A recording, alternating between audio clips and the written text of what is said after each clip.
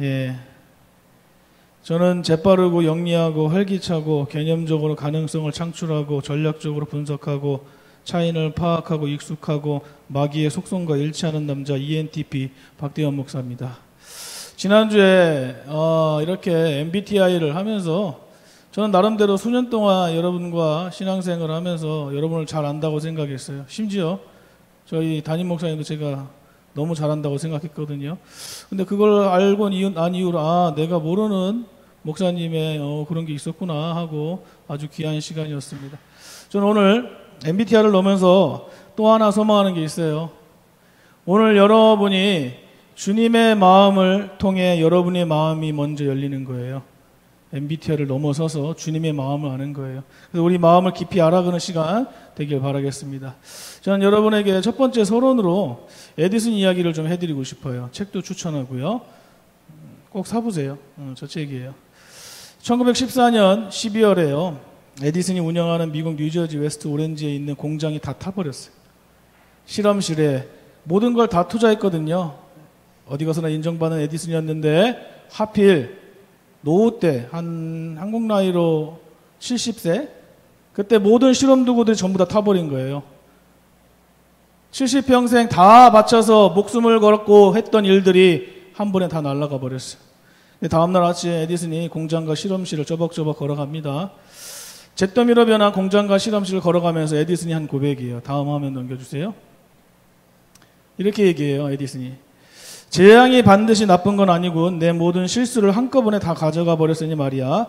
이 나이에 다시 시작할 수 있게 해주시니 하나님께 얼마나 감사한지 모르겠어. 제가 앞서 말씀드렸죠. 에디슨은 한국 나이로는 70이에요. 정확히는 한 68, 9 정도 됐을 거예요.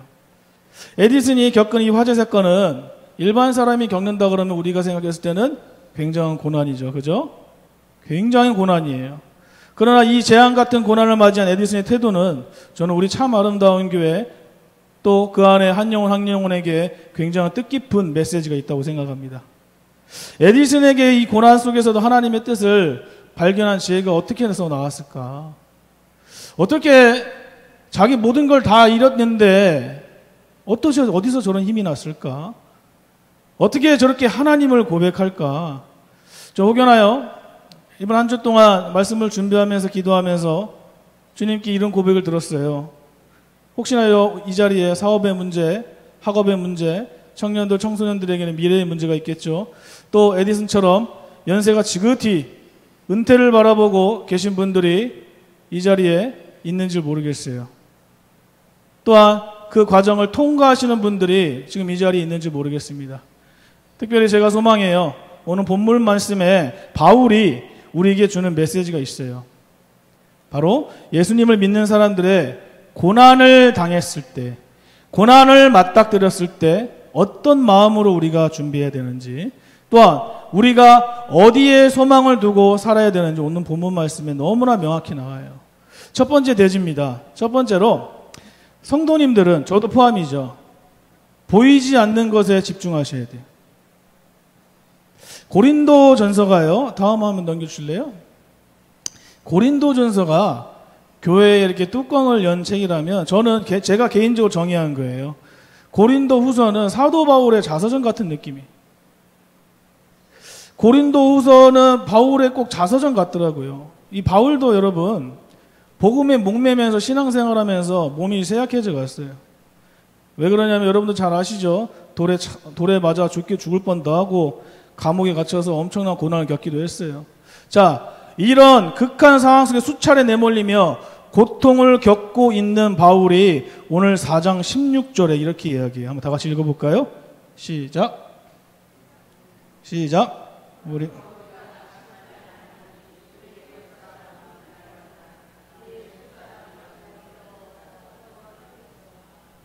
자, 바울이 뜬금없이 자신감에 넘쳐서가 그런 게 아니라 자기애가 강해서 그런 게 아니에요. 뭐냐면 바울은 이 땅에서 이렇게 고난을 담대하게 받을 수 있었던 이유는 십자가 사건, 십자가 고난, 그리고 부활의 영광, 그 죄에서 건진받은 구원을 매일 생각했어요. 바울이 얘기하는 이 땅에서 받는 고난은 잠시고 마지막 날에 하나님의 영원한 영광을 누리게 됐다는 것을 담대하게 믿음으로 매일 고백했던 거예요. 로마서 8장 18절 말씀이 아주 유명한 말씀 나오죠. 한번 읽어볼까요? 시작. 맞아요. 사랑하는 성도 여러분, 고난이 두려우시죠? 피해가고 싶고요. 저도 그래요. 또 나름 각자 위치에서 고난을 통과하고 계신 분들도 계세요. 고난의 기준이 각자마다 다르니까 아마 통과하신 분들이 계실 거예요. 그러나 여러분, 성경의 가르침과 이 주님의 마음은요, 구원받은 모든 참 아름다운 교회의 성도님들은 고난을 두려워해서는 안 된다고 주님이 말씀하고 계세요. 성경이 말씀하고 있어요. 왜냐하면 우리가 지금 받는 이 고난은 고난은 잠시지만 고난 이후의 고난을 통해서 여러분이 상상할 수 없는 영광이 주어지기 때문에 그렇습니다. 믿으세요? 그래서 전 진리 하나를 선포하자면요, 주님의 생명에 동참하기 위해서는 반드시 여러분 좀 무거운 주제예요. 주님의 죽음에 동참하셔야 됩니다. 우리가 맹목적으로 장수하고 고침받고 복에만 집중하고 한쪽으로 쏠린 잘못된 가르침을 받고 자꾸 선포하고 거기에 쇠뇌돼서 그렇지, 우리가 사실 주님의 죽음까지 꼭 동참해야 됩니다. 여러분이 기독교인이라면요, 여러분이 그리스도인이라면 주님의 죽음에 꼭 동참해야 됩니다. 제가 운동을 이제 좋아해요. 6년 전에 안 그랬는데, 제가 이 웨이트 트레이닝 할 때 조금 과장돼서 말하면 온몸에 있는 관절의 뼈가 부러질 정도로 무게를 달아요. 심지어 제가 이 역도 선수들이 어금니발이 없거든요. 여러분 몸에 힘줄 때 여러분들 예전에 영화에 보면, 드라마에 보면 여자분들 순산하실 때 이빨에다 뭐 물고 하잖아요. 그만큼 힘을 줘요. 어금니 하나가 부러졌어요. 비싼 건데, 그죠? 이렇게 얘기하면 이해갈까요? 평생 이렇게 거대한 몸으로 사시는 분들 계시잖아요. 센터 가보면 이 보디빌더 선수들이 있어요. 근데 제가 그 보디빌더 선수들보다 힘이 좋아요. 제가 뭐 힘세다고 자랑하는 게 아닙니다. 실제가 그런. 저는 이렇게 힘이 있고 스킬이 생겨도 위험한데, 평범한 사람들이 저를 따라하면 어떻게 될까요? 큰일 나요. 그래서 저는 항상 역도 선수들처럼 역도 벨트를 허리에 달고 운동합니다. 왜냐하면 척추 디스크가 주저앉을 수가 있거든요. 제가 항상 이 문구를 생각하면서 기억하면서 마음에 새겨요. 뭐냐면 아내에게 저 역도 벨트 2년 전인가 샀더라고요. 보니까 사진 보니까 2년 전에 벨트가 벌써 2개가 다 헤어졌어요. 얼마나 많은 역도를 운동을 많이 했는지 역도 벨트가 다 끊어질 정도로 했더라고요. 그래서 새로 산 역도 벨트에다가 여보 나 글씨 하나만 새겨줘. No pain, no crown. 저는 이걸 항상 마음에 새겨요. No pain, no cross. No pain, no truth. No pain, no muscle. 고통 없는 왕관은 없다. 고통 없는 십자가는 없다. 고통 없이 진리는 없다. 마지막에 껴맞추기. 고통 없이 근육은 없다. 제가 이 사복음서를 요즘 계속 읽고 있습니다. 어떻게 보면 사복음서는 기독교 신앙인들에게 제일 많이 읽히는 책 중에 하나인데 더 일부러 읽고 있어요. 주님의 마음을 깊이 묵상한 결과 고통 없이 면류관을 기대하는 것은 여러분 죄송하지만 망상에 불과합니다. 이건 꿈이에요. 고통 없이 그런 건 전부 다 꿈입니다. 꿈 깨셔야 돼요. 편안하고 아무 일 없고 행복하게 100살까지. 제가 말씀드렸죠. 여러분 100살까지 저도 마찬가지고요. 살 수 있는 확률이 0.03%라고요. 우린 거기에 속아서 100살까지 막 살 것처럼 얘기해요. 사랑하는 성도 여러분, 또 저에게 이렇게 질문하지 않을까요? 이 말을 드리면 고통과 고난을 그럼 너무 힘든데 아니 박 목사 어떡하라고 나보고 어떻게 살라고 방법이 하나 있어요. 제가 앞에 운동을 왜 얘기했냐면 고통과 고난을 여러분이 만약에 오늘 이 자리에서요 그 고통과 고난을 겪고 있는 걸 기뻐하기로 작정하면 그 고난과 고통은 더 이상 고통이 아니라 기쁨인 거예요.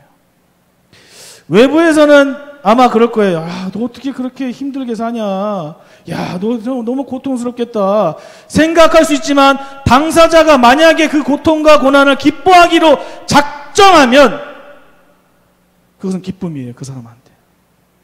제가요, 처음 말씀드린 걸 거예요. 6년 전에 신대원 처음 들어갔을 때 공부가 저랑 맞지 않았어요. 저는 원래 공부하는 타입이 아니에요. 앉아서. 이 체력도 바닥나고 하루에 14시간씩 공부했으니까요. 책을 쌓아놓고. 야, 이거 이러다가 내가 우리 선배 목사님들처럼 당뇨약 먹다가 혈압약 먹다가 이 땅에서 생을 마감하겠다 했어요. 우울증이 왔죠. 초기 우울증 같았어요. 지금에서야 알았어요. 굉장히 몸이 축 가라앉고 모든 게 하기 싫고, 근데 이미 막 학교는 확 돌아가고 교회는 교회대로 돌아가고 가정은 가정대로 돌아가고 아무도 안 알아주고 막 치여 살 때 신대원의 큰 예배당 안에서 혼자 주님께 물었어요. 나 주님, 나 이렇게 못 살겠어요. 너무 우울하고 힘도 없고 기력도 없고 뭐 맨날 말씀만 보고 기도하고 이러면 진짜 목회자 맞는지 막 주님께 따졌어요. 이러다 저는 정말 병 오겠습니다. 병 오겠어요. 여쭈었더니 너무 간단하게 주님이 이런 마음을 주시는 거예요. 사랑하는 대현아, 예, 운동해라. 너 뚱뚱하다. 그런데요, 참 신기하게 응답은 확실한 게 제가 6년 동안 그 다음날 이후로 운동을 한 번도 쉰 적이 없어요. 어설프게 뭐 런닝머신 타고 뭐 유산소하고 그런 게 아니라 제대로 운동하면서요. 제가 초반에 이 신대원에서 운동할 때요, 신대원 헬스장이 진짜 좋거든요. 얼마나 학교를 잘해놨나. 본관에 하나, 2개나 있어요. 본관에 하나, 이생활관에 밑에 하나. 주님이 이렇게 응답을 하셨으니까 저는 이제 제가 의사대로 가면 되겠다 했어요. 근데 한 발짝 내밀고 출발하려고 하면 너무 가기 싫은 거예요. 나 숙제 레포트도 막 쌓여있고, 또 여러분 운동이 힘들잖아요. 그죠? 귀찮아요. 왜 이렇게 가기 싫은지. 또 어떤 권사님은 차량 운행하는데 제가 운동 얘기를 몇 번 말씀드렸더니 차라리 굶고 말지 운동을 못하겠다고 말할 정도로 여러분 운동은 굉장히 귀찮은 겁니다.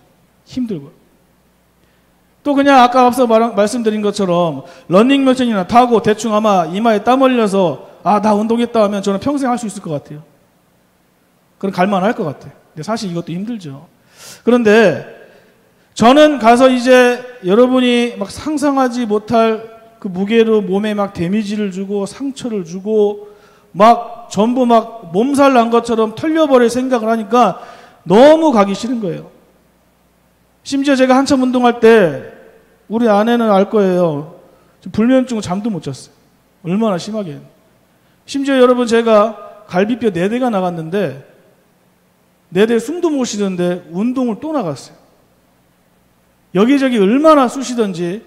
근데 하루하루 지나면서 이 웨이트 트레이닝이나 운동이 이렇게 힘든 것을 그냥 내가 기뻐하기로 작정하니까, 받아들이기 시작하니까 더 이상 그 운동은 남들에게는 귀찮고 미친 짓이다, 너무 힘들다, 시간 아깝다, 몸이 박살날 것 같은데, 몸이 천근만근인데 저는 그 고통을 기뻐하기로 작정하니까 더 이상 저에게 운동은 고통과 고난이 아니에요. 그래서 정말 이거 기도하면서 목회하려고 준비하고 있어요. 저는 굉장히 행복합니다. 저 연예인 김종국이 TV에서 나와서, 화면 있나요? 여러분 저 문구가 이해하세요? 운동하면서 맛있대요. 여러분 무거운 운동하는데 어떻게 맛있을 수가 있어요, 그죠? 근데 저는 저 말을 이해해요. 정말 몸에 극한의 고통을 줄 때 기뻐요. 행복해요. 또 여러분이 예배 시간에 이렇게 그냥 앉아있는 거, 세상 사람들이 보면 이 굉장히 고통스러운 시간입니다. 목사 혼자 막 앞에서 뭐라 떠들고 있으니까, 아유, 야, 그 시간에 차라리 전국 노래자랑이나 아니 계곡에서 발이나 담그지, 아니 좋은 경치 좋은 데서 등산이나 하지, 왜 그 시간에 고통스럽게 거기 앉아있냐. 제가 회심하기 전에 여러분들을 보면 그랬어요. 이렇게 남들은 이 예배 시간이 고통스러운 시간이라고 생각하지만 예배 시간을 여러분이 기뻐하기로 작정한 여러분들에게는 이 시간이 너무 기쁜 거예요. 이 시간이 너무 행복한 거예요. 제가 하나님의 일을, 목회자 일을 감당할 때 이성적으로 보면, 세상 사람이 보면 제 친구들이 저보고 그 짓을 왜 하냐 그래요. 야, 넌 가정이 있는 놈이 애들도 큰데 그 돈 받고 그 나이에 그러고 있냐. 심지어 카톡에 나보고 뭐라고 했냐 얼마 전에 무책임하대. 그러면서 어떻게 그러고 살 수가 있니? 저보고 친구들이. 저는 제가 받는 사례비나 교회 규모를 속이지 않습니다. 그 어떤 분은 이렇게 교회 뭐 인원 얘기하면은 뭐 1000명 미만이에요. 50명밖에 안 되는데 그 50명 얘기하면 되잖아요. 사례비 얼마 받아요? 500 이하예요. 100만 원 받는다 얘기하면 되잖아요. 뭐 그게 부끄러운 거예요. 저는 있는 그대로 물어보면 다 얘기합니다. 그래서 심지어 친구들은 저런 말 하는 게 저는 이해가 가는데 저 총신 동기들이요. 저보고 작은 교회 섬긴다고 놀려요. 솔직한 얘기. 친구들은 또 그 돈 가지고 어떻게 사냐고, 가정 어떻게 꾸리냐고. 야, 너는 어떻게 고생을 사서 하냐, 그러게. 어디서 또 들은 건 있어. 내가 아는 목사는 돈 많이 받던데, 뭐 이렇게 얘기해요, 저한테. 교회 지도자들이나 친구들이나 똑같이 한마디로 저에게 넌 왜 고난을 사서 하냐. 제 MBTI 검사에서도 제가 저번에 알았지만 저는 분석하는 걸 굉장히 좋아합니다. 차 기름 넣을 때 여러분 얼마 넣는지 금액만 보고 그냥 대충 하시죠? 5만 원 넣네? 그죠? 저는 리터를 계산해요. 금액으로 안 합니다. 리터로 해서 작년보다, 어제보다, 엊그제보다, 한 달 전보다 올라갔네, 내려갔네 정확하게 분석해요. 자, 우리나라 최저시급이 얼마죠? 9,300원인가요? 지금? 9,000원인가요? 제가 오후에 출근해서 월요일날 쉬고 정말 교회 입장에서 제가 많이 양보해서 시간을 막 교회 입장으로 다 써보니까 시급이 7,000원도 안 나오더라고요. 많이 양보한 게. 자, 오해하지 마세요. 올려달라는 얘기 아니에요. 절대 올리지 마세요. 자, 이렇게 이성적으로, 외부적으로, 현실적으로 보면 굉장히 엉뚱한 것 같아요. 목회자의 길. 고난, 고통의 길. 그러나 목회자의 길을 제가 기뻐하기로 작정한 저는 외부에서 그런 시선을 바라보아도 저에게는 이 길이 너무 행복해요, 여러분. 동기들이 저 작은 교회 섬긴다고 해도 저 참 아름다운 교회 성도님들과 같이 하나님 말씀 전하는 거 예배하는 이 기쁨이요. 저에게는 최고의 기쁨이에요. 사랑하는 성도 여러분, 어떤 고통이든 고난이든 기뻐하면 그 고통과 고난은 더 이상 고난이 아니라 기쁨이 될 수 있습니다. 바울이 감옥에 갇혀 있을 때 미친 사람처럼 하나님을 찬양했고요. 예수님이 십자가의 죽음 앞에서도 섰을 때도 하늘의 영광을 바라본 것처럼 믿음의 사람은요, 크리스찬은, 기독교인은 고난 중에서도 눈이 빛나고 영광스러운 미래를 생각으로 가득 차 있는 겁니다. 참 아름다운 교회 자체만 보면 여기저기 신음하고 아파하고 여러모로 여러 문제로 인해 공동체가 한 영혼 고통과 고난 속을 간다고 해도 과언이 아닌 것 같아요. 여러분 각자 위치에서 나름대로 굉장히 많이 힘드시죠. 그러나요, 오늘 여러분이 오늘 주님의 마음을 아셨다면, 주님의 말씀을 통해, 주님의 마음을 통해 여러분의 은혜가 임했다면 그 고통과 고난을 기쁨으로 작정하시기를 예수 그리스도의 이름으로 축원합니다. 오늘 이 시간에 우리 공동체가 정말요, 우리 참 아름다운 공동체가 합심해서 기뻐하기로 작정한다면 우리 교회가 겪고 있는 외부적인 침체기, 그 안에서의 침체기, 그것은 절대 침체기가 될 수 없고 기쁨으로 받아들여지게 될 것입니다. 기쁨으로 우리 공동체가 작정했으니까 다시 한번 내적으로 외적으로 부흥하는 건 시간 문제예요. 허드슨 테일러 아시죠? 사진 한번 보여주세요. 사람으로서 감당하기 어려운 고난을 겪으면서 중국에 자기랑 다른 문화권에 있는 종족도 다른 에이시안을 섬기기 위해서 중국의 복음화 문을 연 사람입니다. 굉장히 목숨 걸고 그랬어요. 또 지금도 많은 선교사님들이 저 카톡이 자주 오더라고요. 선교사 파송됐던 선배 목사님들. 열악한 환경 속에서 타국을 위해 목숨을 바치고 복음을 전하고 있습니다. 왜 그럴까요? 왜 그래요? 이 사람들은 주님의 마음으로 순환과 고난을 기뻐하기로 작정했기 때문에 그래요. 로마서 8장 17절 한번 말씀 같이 읽어볼까요? 시작.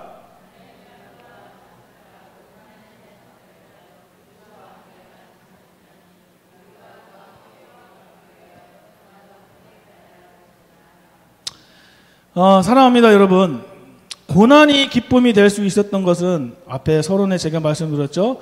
보이지 않는 것을 여러분이 바라보셔야 돼요. 그래야 기뻐할 수 있어요. 자, 열악한 조건, 힘든 상황, 낙심하지 않을 수 있었던 것은 눈에 보이지 않는 것을 의지하기 시작하는 거예요. 바로 그게 뭘까요? 믿음이에요. 저는 오늘 참석한 모든 참 아름다운 교회 성도님들이 하나님의 자녀로서 보이지 않는 하나님을 보는 믿음의 눈을 가지고 이 자리에 나온 줄 저는 확신해요. 매튜 헨리 주석이라고 한 다음 페이지 넘겨주세요. 믿음을 이렇게 정의했습니다. 신학생들이 제일 많이 보는 주석이에요. 매튜 헨리가 믿음은 육체의 눈으로 볼 수 없는 것의 실체를 마음의 눈으로 보게 한다. 그래서 제가 강단에 하나님이 세우시면 계속 강조하는 게 있죠. 주님의 마음, 하나님의 마음, 마음과 마음이 만나 그리스도의 연합. 믿음은 어떤 이성적인 거, 상식, 합리, 육체적인 거, 현실의 모든 조건을 뛰어넘습니다. 세상 사람 질타하는 제가 목회자의 길을 가는 것처럼요. 결국 고난이 않을 수 있는 것은 보이지 않는 것에 대한 여러분들의 믿음 때문인 줄 믿어요. 그래서 제가 틈날 때마다 틈틈이 말씀드리는 거, 여러분이 이 자리에 오신 것은 그냥 주일날 몰래 앞뒤에 앉아서 핸드폰만 보다가 졸다가 딴 생각하다가 그냥 일요일이니까 죄책감에 앉아있는 게 아니에요. 외부적으로 그렇게 봐서 그래요. 죄인된 공동체가 죄인들이 모여 있어서 모인 것이라 죄인의 눈으로 보면, 외부적으로 보면 그런 것만 보여요. 정죄예요. 여러분들은 지금 이 자리에 이 귀한 시간에 전부 믿음 가지고 나오신 겁니다. 할렐루야. 그래서 누구도 여러분, 하나님이 부여하신 여러분의 믿음을 정죄할 수 없어요. 특별히 오늘 이 시간 믿음으로 기쁨을 여러분들이 작정하고 고난이 아니기에 성령 충만함으로 은혜만 받고 돌아가시기를 주님의 이름으로 축원합니다. 두 번째 대제입니다. 조금 무거운 주제예요. 그리고 추천할 책도 있고요. 마지막 날은 우리가 더 여러분 성실해야 돼요. 바쁘시고 좀 충실해야 돼요. 죽음 이야기 좀 해드릴게요. 고린도 후서 5장에서 바울은, 여러분 성경을 좀 보셔야 돼요. 써놓으셔야 돼요. 이게 굉장히 왜곡된 해석이 많기 때문에 써놓으면 나중에 묵상할 때 엄청난 도움이 될 겁니다. 바울이 이 육체적인 죽음과 그 이후에, 육이 죽고 난 이후에 성도들이 맞이하게 될 영원한 영광의 상태에 대해서 5장에서 나와요. 여기서 죽음은 모든 것이 끝이나 절망을 의미하는 게 아니라 오히려 현재 겪고 있는 고난이 다 끝나는 거예요. 그래서 기쁨과 행복의 시작을 말하는 거예요. 바울은요, 여러분, 복음 전도자였고 리더자였어요. 목회자를 배출하는, 또 어떻게 보면 교수님이죠. 근데 생업을 위해, 베풀기 위해 여러분이 알고 있는 텐트, 장막을 만드는 일을 부업으로 하고 있었어요. 그래서 본인이 잘 알고 있는 장막으로 유한한 한정된 몸, 육체와 비유하기 시작해요. 자, 1절을 잘 보세요. 1절만 보시면 돼요, 여러분 성경에. 자, 땅의 장막집이 무너진 뒤라는 것은 바울이 무엇을 의미할까요? 알고 있는 거예요. 바울은 뭔가 확신했어요. 자, 1절 하반절에 보면, 밑에 보면 하나님이 준비하신 하늘에 있는 영원한 집이 건물이라고 생각했어요. 공간이라고 생각했어요. 근데 여러분 잘 보시면 손으로 짓지 아니한, 공간이 아니에요. 건물이 아닙니다. 자, 손으로 짓지 아니한 집, 하늘에 있는 영원한 집을 소유하게 될 것이다. 자, 여기서요. 아마 그동안 묵상하시면서 하나님이 준비하신 영원한 집을 공간이라고 생각해서 천국이라고 알고 계셨고, 문맥상으로도 그냥저냥 천국 같아요. 자, 많은 설교자들이 또 찾아봤어요. 예, 찾아보니까 공간적 의미로 천국이라고 말씀하셨더라고요. 문자적 해석은 그렇습니다. 그러나 이건 굉장히 조금 오해가 있어요. 잘 보셔야 돼요. 하늘에 있는 집은 땅에 있는 장막집과 대조돼요. 앞뒤로. 땅에 있는 우리 장막집과 하늘에 있는 영원한 집이 대조가 된다. 바울이 말하는 장막집은 우리의 육신의 몸을 말하는 겁니다. 성경이 적으세요. 이게 무너진다는 게 뭐예요? 죽음을 의미해요. 몸이 죽는 거예요. 바로 하늘에 있는 영원한 집은 죽음 이후에 우리가 입게 될 몸을 말하는 거예요. 건물이 아니에요. 어떤 공간이 아니에요. 우리 몸을 얘기해요. 바울은 이 몸을 하늘에 있는 영원한 집이라고 표현한 거예요. 한마디로 하늘에는 하나님이 예비하신 우리가 뭔가 알고 있는 또 다른 성질의 몸을 얘기하는, 이게 뭐예요? 바로 여러분들이 죽음 이후에 입게 될 뭐예요? 부활의 몸. 그래서 바울은 앞서 말한 것처럼 죽음 이후에 부활의 몸을 입을 것을 너무나 잘 알고 있었기 때문에 고난과 고통이 하나도 안 두려워. 특별히 우리 참아름다운 게 성도님들도 바울처럼 동일하게 부활의 몸을 입기 때문에 혹여나 몰랐다면 오늘 여러분이 그것을 알기 때문에 어떤 고난이 와도 낙심하지 않고 잘 통과하시기를 주님의 이름으로 축원합니다. 사랑합니다, 여러분. 책 하나 소개할게요. 최근에 죽음을 아름답게 마무리하면서 저의 목회 인생에 있어서 큰 울림을 줬던 인문학자 글을 소개하고 싶어요. 이어령 선생님 이야기입니다. 여기에 몇 페이지인지 잘 모르겠는데 로스 이야기가 나오거든요. 다음 페이지 한번 넘겨주세요. 엘리자베스 퀴블러 로스라는 죽음학 박사, 죽음을 전공한, 전 세계에서 죽음을 공부하고 박사학위를 따고 가르치고 수천 명을 가르친 사람은 이 사람밖에 없어요. 그렇게 수천 명을 강의하고 죽음은 이런 거다, 죽음은 야쩌고 저쩌고, 이렇게 되면 이런 과정을 겪는다. 근데 정작 암이 걸렸어요. 이 사람이. 암이 걸리니까 본인이 감당을 못하는 거예요. 그래서 인터뷰 온 기자가 이렇게 물었습니다. 당신은 임종한 사람을 그렇게 많이 지켜보고 그렇게 많은 희망을 줬는데 정작 당신은 죽음 앞에서 왜 화를 내고 있냐. 로스가 이렇게 대답했어요. 다음 시간 좀 한번 읽어볼게요. 지금까지 내가 말한 것은 타인의 죽음이었어. 동물원 철창 속에 있는 호랑이였지. 지금은 아니야. 철창을 나온 호랑이가 나한테 덤벼들어. 바깥에 있던 죽음이 내 살갗을 뚫고 오지. 전혀 다른 거야. 그러니까 우리가 글로 보는 죽음과 그 전두엽으로 느끼는 죽음과 우리 모든 신경이 느끼는 죽음이, 죽음을 공부하고 죽기 일부 임종에 갔던 희망을 줬던 로스마저 고통스럽게. 여러분, 시한부 선고를 받을 때요 5가지 증상이 나온다고 합니다. 첫 번째는 나를 부정하는, 이 병이 아닐 거야. 왜 이 병이 나한테 왔어? 두 번째, 분노하는 거예요. 세 번째, 내가 그랬구나, 타협해. 네 번째, 우울감이에요. 그리고 나머지 수용, 받아들이는 거예요. 병을. 이 5단계를 본인 그대로 겪고 그토록 오랫동안 죽음에 훈련된 사람도 부정과 분노로 폭발해서 자기 죽음을 받아들이지 않는 것. 여러분, 사람이 이렇게 작아요. 여러분, 테레사 수녀 아시죠? 아주 유명해서 너무 잘할 거예요. 노벨 평화상도 받으시고 길거리에 죽어가는 사람들을 위해 밥도 먹이고 집도 공간도 내주고 선한 일을 많이 하셨죠. 근데 일대기에서 내가 너무 충격적인 얘기를 많이 들어갔고, 자서전 말고 외부에서 본 사람들의 실제적인 사건을 보고, 테레사 수녀를 보고 쓴 책이에요. 죽음 앞에 직면했을 때 하나님이 없다고 부인했어요. 이건 아마 처음 얘기할 거예요. 그리고 굉장히 고통스럽게 고통을 겪고 죽었습니다.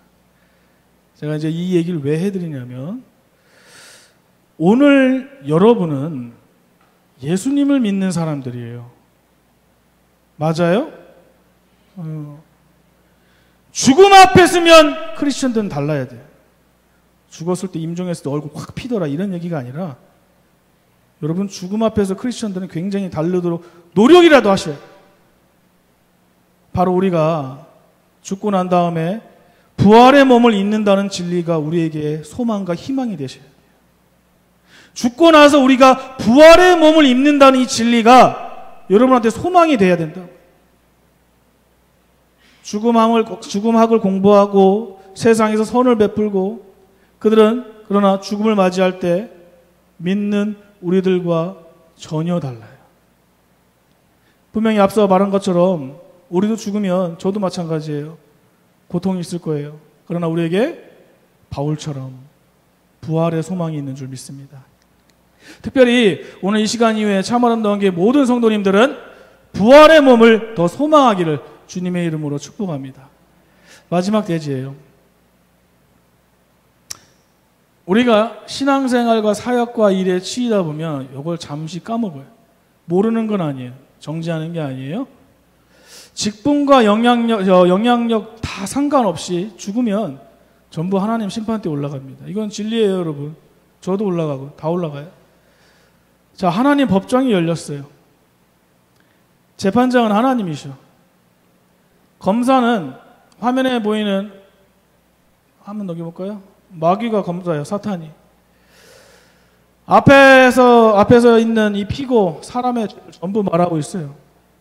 청소년 때 다다다다, 청년 때 다다다다, 장년 때 다다다다, 교회 안에서 교회 밖에서 모든 죄를, 숨기고 싶어 했던 죄를 다 말하는 거예요. 피고 죄인 박대현은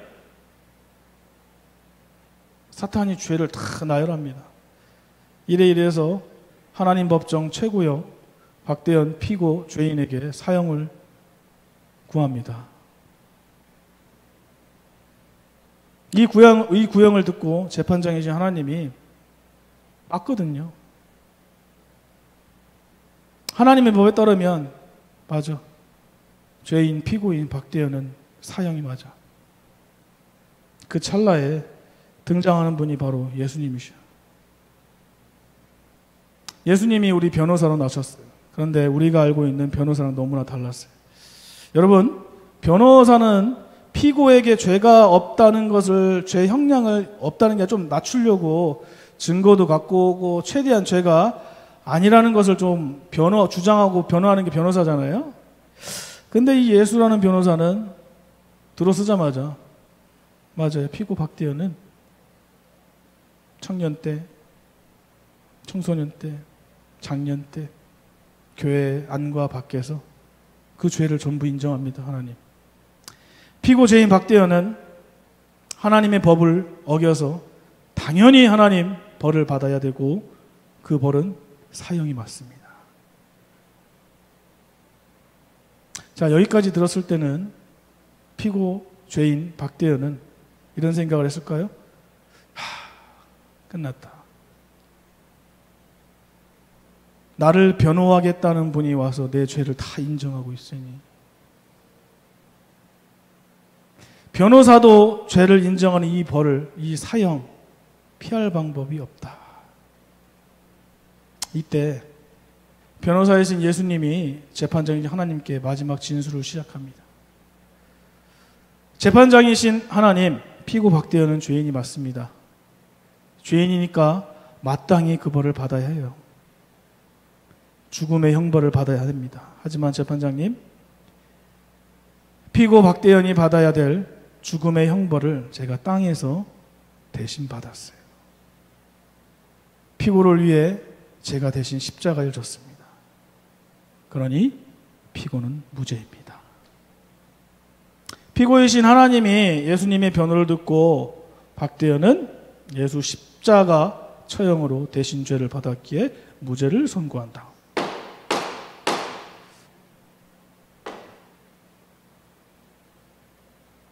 사랑하는 성도 여러분, 이게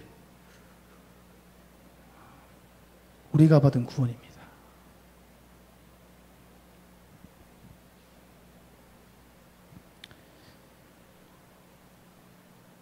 혹여나 여러분이 신앙생활하면서 일에 치이고 질병에 치이고 우리 학생부들은 공부에 치이고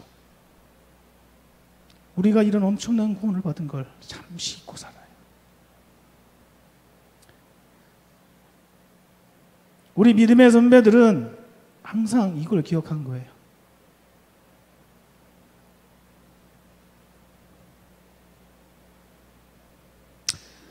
우리는 우리에게 맡겨진 이 세상에서의 시간이 잠깐임을 오늘 다시 한번 기억했으면 좋겠습니다.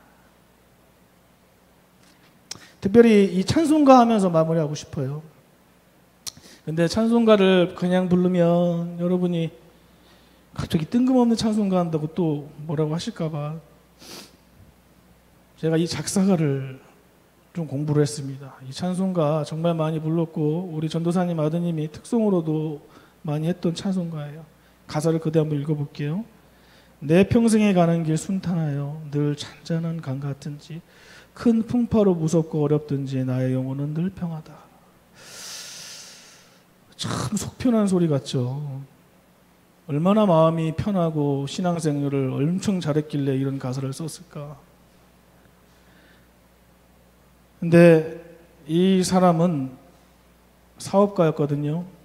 돈이 엄청 많았어요. 1870년인가 배를 타고 와이프랑 놀러 가다가 딸 넷이 있었는데 거기서 아내와 딸 넷을 다 잃어요. 폭우를 만나서.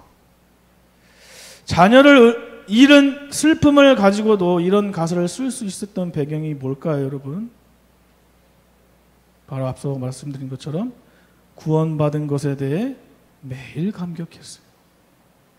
그리고 이 고난이 잠시고 분명히 죽음 이후에 우리 딸과 내 아내는 부활의 몸을 입고 있을 그 모습을 상상하니까 믿음으로 보니까 슬퍼할 필요가 전혀 없던 거예요.